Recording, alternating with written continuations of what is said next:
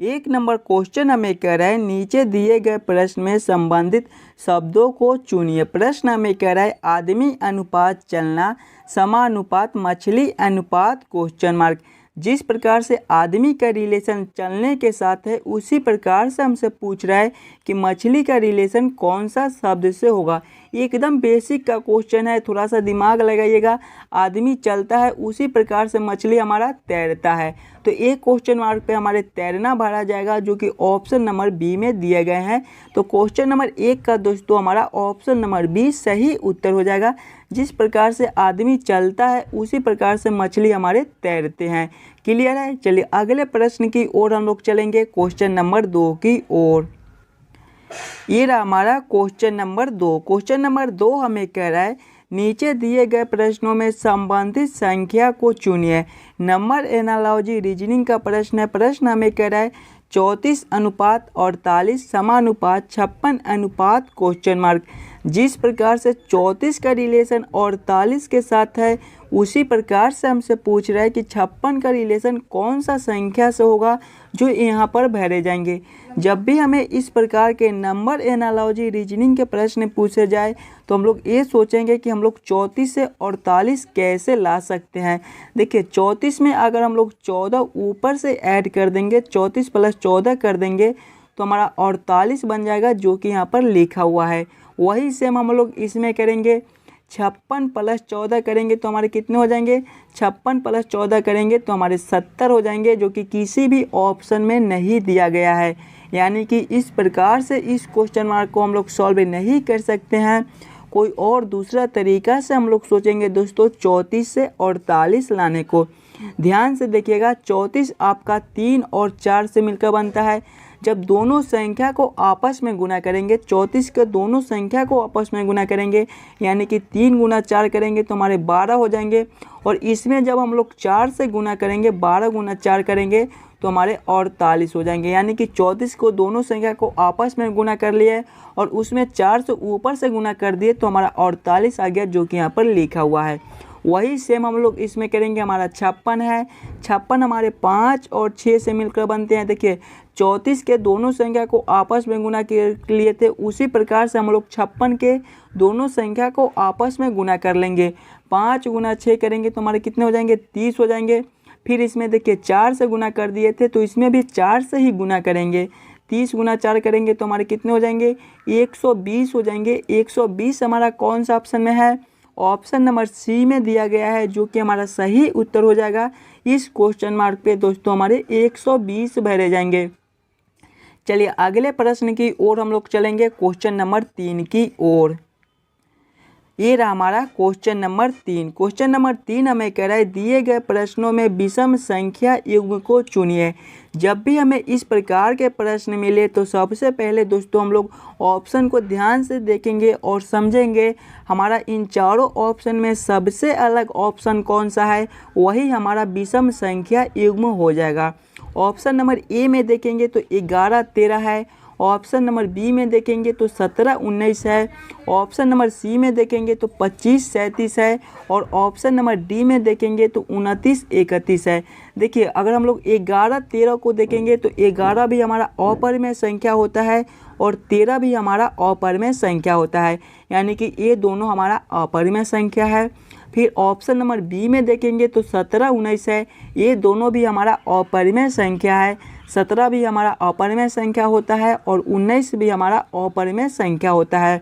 फिर option number C में देखेंगे तो 25 37 है, 25 हमारा परिमेय संख्या है, इसको छोड़ देंगे। फिर ऑप्शन नंबर डी को देखेंगे तो 29 31 है, ये दोनों भी हमारा अपरिमेय संख्या है। देखिए तीनों हमारा अपरिमेय संख्या है और सिर्फ ऑप्शन नंबर डी हमारा एक परिमेय संख्या है और एक अपरिमेय संख्या, यानी कि सबसे अलग हमारा दोस्तों ऑप्शन नंबर सी है। यही हमारा विषम संख्या युग्म हो जाएगा। क्वेश्चन नंबर 3 का हमारा ऑप्शन नंबर सी सही उत्तर हो जाएगा। सभी क्वेश्चन एकदम बेसिक का क्वेश्चन है, तो पहला वीडियो को रोककर खुद से ज़रूर सॉल्व कीजिएगा। और आप इस यूट्यूब चैनल पर नए हो तो चैनल को सब्सक्राइब जरूर कर लीजिएगा। आपको daily set wise set reasoning के क्लास कराए जाएंगे, एकदम बेसिक से स्टार्ट करेंगे और आपको एकदम हाई लेवल तक लेके जाएंगे। चलिए अगले प्रश्न की ओर हम लोग चलेंगे, क्वेश्चन नंबर 4 की ओर। ये रहा हमारा क्वेश्चन नंबर 4। क्वेश्चन नंबर 4 हमें कह रहा है नीचे दी गई श्रृंखला को पूरा करें। श्रृंखला सीरीज से रिलेटेड क्वेश्चन है। जब भी हमें श्रृंखला सीरीज से रिलेटेड क्वेश्चन मिले तो सबसे पहले हम लोग श्रृंखला को ध्यान से देखेंगे और समझेंगे हमारा किस प्रकार का श्रृंखला है, इसे हम लोग कैसे जल्द से जल्द सॉल्व कर सकते हैं। देखिए श्रृंखला को देखेंगे तो 4 से 8 लिख रहा है, 8 से 8 लिख रहा है, 8 से फिर 10 लिखा हुआ है, 10 से 16 लिखा हुआ है, 16 से 12 लिखा हुआ है, 12 से फिर क्वेश्चन मार्क है। श्रृंखला हमारा दोस्तों ऊपर नीचे हो रहे हैं। जब भी हमें इस प्रकार के श्रृंखला मिले तो ऐसे प्रश्न को हम लोग 2 तरीके से सॉल्व कर सकते हैं। पहले तो हम लोग ये देखेंगे कि ये 4 से 8 कैसे लिख रहा है। अगर इस प्रकार से हमारा सॉल्व नहीं होता है तो फिर ये देखेंगे 1 अंक छोड़कर कि ये 4 से 1 अंक छोड़कर 8 कैसे लिख रहा है। ये देखेंगे तो ये 4 से 1 अंक छोड़कर 8 लिख रहा है, इसमें हमारा गुना 2 कर दिया है। फिर देखेंगे तो 8 से 1 अंक छोड़कर देखेंगे उसी प्रकार से तो हमारा 16 है, इसमें भी हमारा गुना 2 कर दिया है। फिर उसी प्रकार से हम लोग सेम देखेंगे तो 16 से 1 अंक छोड़कर देखेंगे तो हमारा क्वेश्चन मार्क है। देखिए 4 से 8 है तो हमारा गुना 2 है, 8 से 1 अंक छोड़कर 16 है तो गुना 2 है। वही सेम हम लोग करेंगे 16 से 1 अंक छोड़कर देखेंगे तो हमारा क्वेश्चन मार्क है, यानी कि इसमें भी हम लोग गुना 2 कर देंगे। गुना 2 तो फिर हम लोग गुना 2 ही करेंगे ना। तो 16 गुना 2 करेंगे तो हमारे कितने हो जाएंगे, 32 हो जाएंगे। 32 हमारा कौन सा ऑप्शन में है, ऑप्शन नंबर सी में है, जो कि हमारा सही उत्तर हो जाएगा। इस क्वेश्चन मार्क पे दोस्तों हमारे 32 भरे जाएंगे। अगर हमसे इससे अगला वाला संख्या पूछता तो हम लोग क्या करते, फिर इस संख्या से देखते, यानी कि 8 से 1 अंक छोड़कर ये 10 कैसे लिख रहा है, तो इसमें +2 कर दिया है। फिर 10 से 1 अंक छोड़कर 12 लिखा हुआ है, यानी कि इसमें भी हमारा +2 कर दिया है। वही सेम हम लोग कर देते, 12 से 1 अंक छोड़कर देखते तो हमारे फिर +2 हो जाते, यानी कि 12 + 2 करते तो हमारे 14 हो जाते। चलिए अगले प्रश्न की ओर हम लोग चलेंगे, क्वेश्चन नंबर 5 की ओर। ये रहा हमारा क्वेश्चन नंबर 5। क्वेश्चन नंबर 5 हमें कह रहा है दिए हुए विकल्पों में से लुप्त संख्या ज्ञात कीजिए। लुप्त संख्या हमारा कहाँ पर है, यहाँ पर है। इन्हीं क्वेश्चन मार्क पे कौन सी संख्या भरी जाएगी ये हमसे पूछ रहा है। जब भी हमें इस प्रकार के मिसिंग नंबर से रिलेटेड क्वेश्चन मिले दोस्तों, तो ऐसे क्वेश्चन को हम लोग 2 तरीके से सॉल्व करने की कोशिश कर सकते हैं। पहले तो हम लोग क्वेश्चन को इस लाइन से देखेंगे कि हमारा 10 और 3 से ये 35 कैसे लिख रहा है, 7 और 2 से ये 25 कैसे लिख रहा है। सेम इसी प्रकार से हम लोग सोचेंगे कि हमारा 8 और 4 से कौन सा संख्या बनेगा जो ये क्वेश्चन मार्क पे भरा जाएगा। अगर इस लाइन से हमारा क्वेश्चन सॉल्व नहीं होता है तो फिर हम लोग इस लाइन से देखेंगे, यानी कि ये 10 और 7 से ये 8 कैसे लिख रहा है। उसी प्रकार से देखेंगे 3 और 2 से ये 4 कैसे लिख रहा है। सेम उसी प्रकार से हम लोग सोचेंगे कि हमारा 35 और 25 से कौन सा संख्या बनेगा जो ये क्वेश्चन मार्क पे भरा जाएगा। अगर हम लोग इस प्रकार से देखते रह जाएंगे तो हमारा टाइम बहुत लग जाएगा। सबसे पहले आप लोग क्वेश्चन को पैटर्न को समझिएगा, आपका किस प्रकार का प्रश्न है, इसे हम लोग कैसे सॉल्व करेंगे ताकि हमारा क्वेश्चन जल्द से जल्द सॉल्व हो जाए। देखिए इस लाइन से देखिएगा तो बड़ा बड़ा संख्या है, 35 है, 25 है, फिर क्वेश्चन मार्क है। तो ऐसे प्रश्न में हम लोग क्वेश्चन को पहले इस लाइन से सॉल्व करने की कोशिश करेंगे कि हमारा 10 और 3 से ये 35 कैसे लिख रहा है। देखिए 10 और 3 से हमें 35 लाना है। क्या करेंगे 10 और 3 को, ताकि हमारा 35 बन जाए। अगर 10 गुना 3 करेंगे, दोनों संख्या को आपस में गुना करेंगे तो हमारे 30 हो जाएंगे, और इसमें 5 ऊपर से ऐड करेंगे तो हमारे 35 बन जाएंगे। वही सेम हम लोग इसमें करेंगे, 7 गुना 2 करेंगे तो हमारे 14 हो जाएंगे, और इसमें 5 जोड़े थे तो इसमें भी 5 जोड़ देंगे। 14 + 5 करेंगे तो हमारे 19 हो जाएंगे, लेकिन यहाँ पे देखिए 25 लिखा हुआ है, यानी कि ये तरीका हमारा गलत हो जाएगा। कोई और दूसरा तरीका से हम लोग सोचेंगे 10 और 3 से 35 लाने को। देखिए अगर पहली संख्या माइनस दूसरी संख्या करेंगे तो हमारे कितने हो जाएंगे, 10 - 3 करेंगे तो हमारे 7 हो जाएंगे, और इसमें फिर 5 से गुना करेंगे तो हमारा 35 बन जाएगा, जो कि यहाँ पर लिखा हुआ है। वही सेम हम लोग इसमें करेंगे, पहली संख्या माइनस दूसरी संख्या करेंगे, यानी कि 7 - 2 करेंगे तो हमारे 5 हो जाएंगे, और इसमें देखिए 5 से गुना किए थे तो इसमें भी 5 से ही गुना करेंगे, यानी कि 5 गुना 5 करेंगे तो हमारे 25 हो जाएंगे, जो कि यहाँ पर लिखा हुआ है। वही सेम हम लोग इसमें करेंगे, पहली संख्या माइनस दूसरी संख्या करेंगे, 8 - 4 करेंगे तो हमारे 4 हो जाएंगे, और सभी में देखिए 5 से गुना कर दिए थे तो इसमें भी 5 से गुना कर देंगे। 4 गुना 5 हमारा कितना होता है, 20 होता है। 20 देखेंगे हमारा कौन सा ऑप्शन में है, ऑप्शन नंबर बी में दिया गया है, जो कि हमारा सही उत्तर हो जाएगा। ये क्वेश्चन मार्क पे दोस्तों हमारे 20 भरे जाएंगे। क्लियर है। चलिए अगले प्रश्न की ओर हम लोग चलेंगे, क्वेश्चन नंबर 6 की ओर। ये रहा हमारा क्वेश्चन नंबर 6। क्वेश्चन नंबर 6 हमें कह रहा है नीचे दिए गए प्रश्न में संबंधित अक्षर को चुनिए। प्रश्न हमें कह रहा है FT के अनुपात KTF समानुपात GNO अनुपात क्वेश्चन मार्क। जिस प्रकार से FTK का रिलेशन KTF के साथ है, उसी प्रकार से हमसे पूछ रहा है कि GNO का रिलेशन कौन सा अक्षर से होगा, जो ये क्वेश्चन मार्क पे भरा जाएगा। देखिए एकदम आसान सा क्वेश्चन है, थोड़ा सा दिमाग यूज कीजिएगा तो एक क्वेश्चन को आप आसानी के साथ सॉल्व कर पाइएगा। देखिए FTK है हमारा, जब इसका हम लोग उल्टा करेंगे तो हमारा कितना हो जाएगा, पहले हमारा K हो जाएगा, फिर हमारा T हो जाएगा और फिर हमारा F हो जाएगा, जो कि यहाँ पर लिखा हुआ है।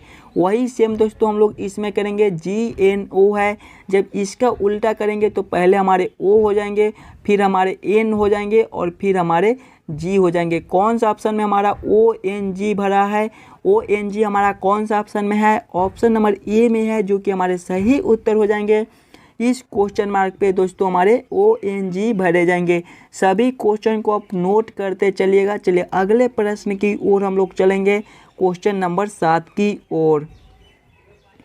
ये रहा हमारा क्वेश्चन नंबर 7। क्वेश्चन नंबर 7 हमें कह रहा है नीचे दी गई आकृति में त्रिभुजों की संख्या बताएं। इस आकृति में टोटल कितने त्रिभुज है, ये हमसे पूछ रहा है।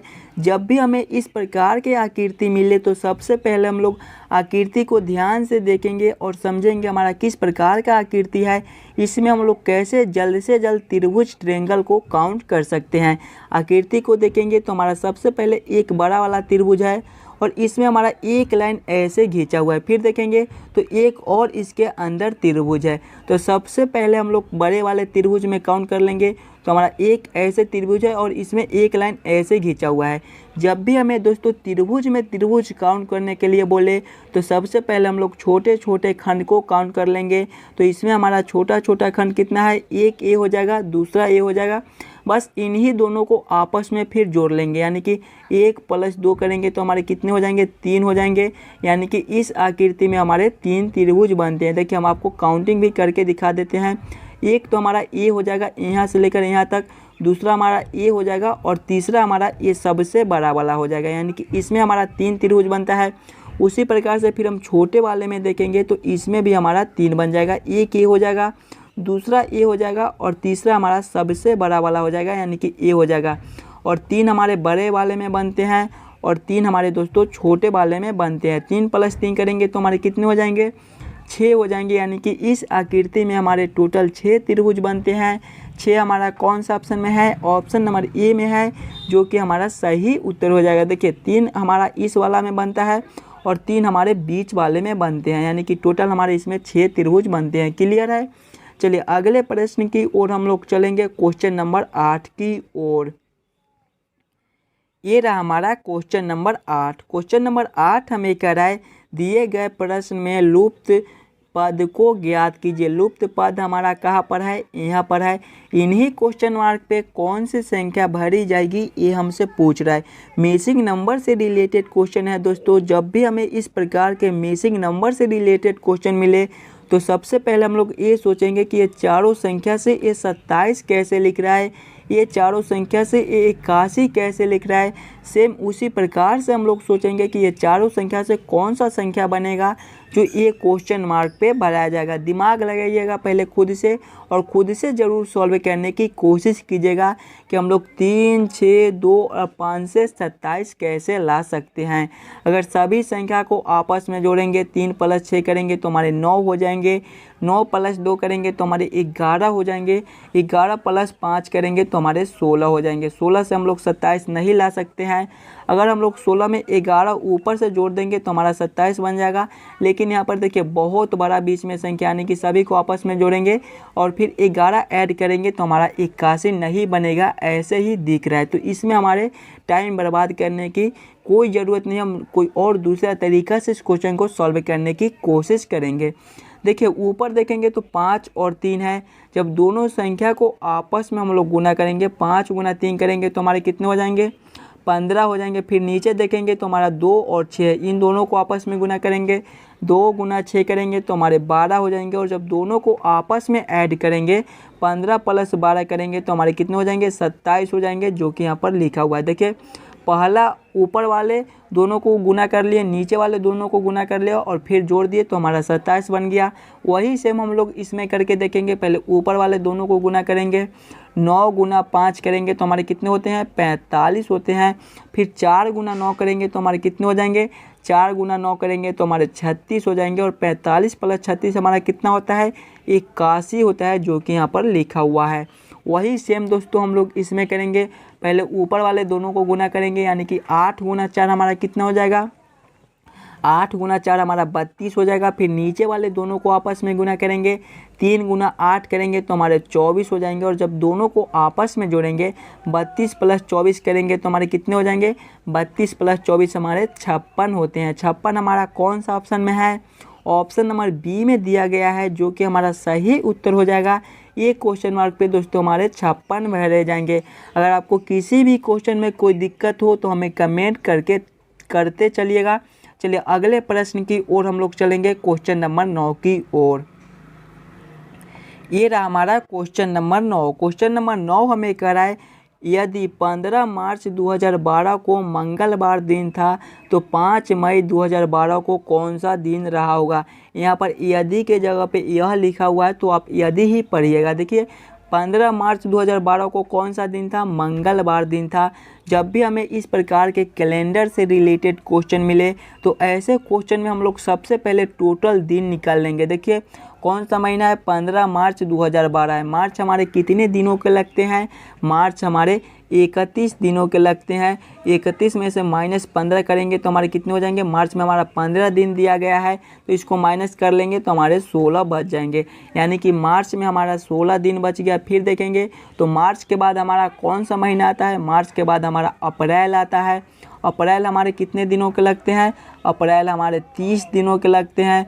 फिर देखेंगे तो अप्रैल के बाद हमारा कौन सा महीना आता है, मई आता है। तो मई यहाँ पर दिया गया है 5 मई, यानी कि मई में हमारा 5 दिन दिया गया है। इसको भी हम लोग जोड़ लेंगे, 16 प्लस 30 करेंगे तो हमारे कितने हो जाएंगे, 46 हो जाएंगे। 46 प्लस 5 करेंगे तो हमारे कितने हो जाएंगे, 51 हो जाएंगे। और यहाँ पर देखिए 51 हमारा टोटल दिन निकल कर आ गया। अब इसमें हम लोग क्या करेंगे कि 7 से भाग कर देंगे। 7 से इसलिए भाग करेंगे कि सप्ताह हमारा 7 दिनों का होता है।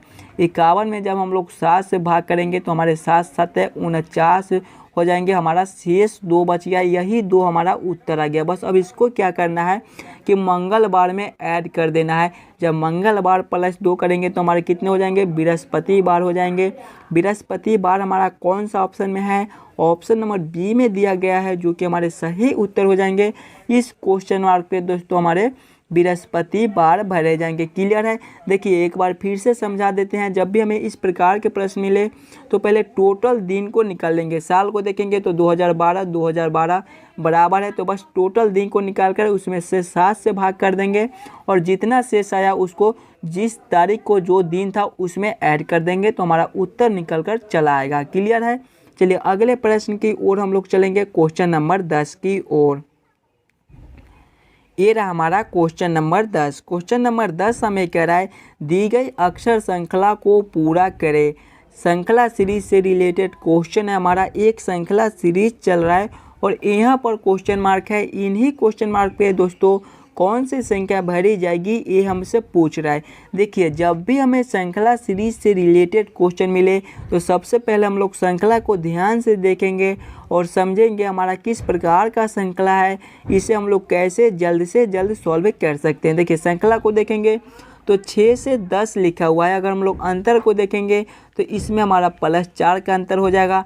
फिर 10 से ये 14 लिख रहा है, इसमें भी हमारा +4 का अंतर हो जाएगा। फिर देखिए 14 से 20 लिखा हुआ है, इसमें हमारा +6 का अंतर हो जाएगा।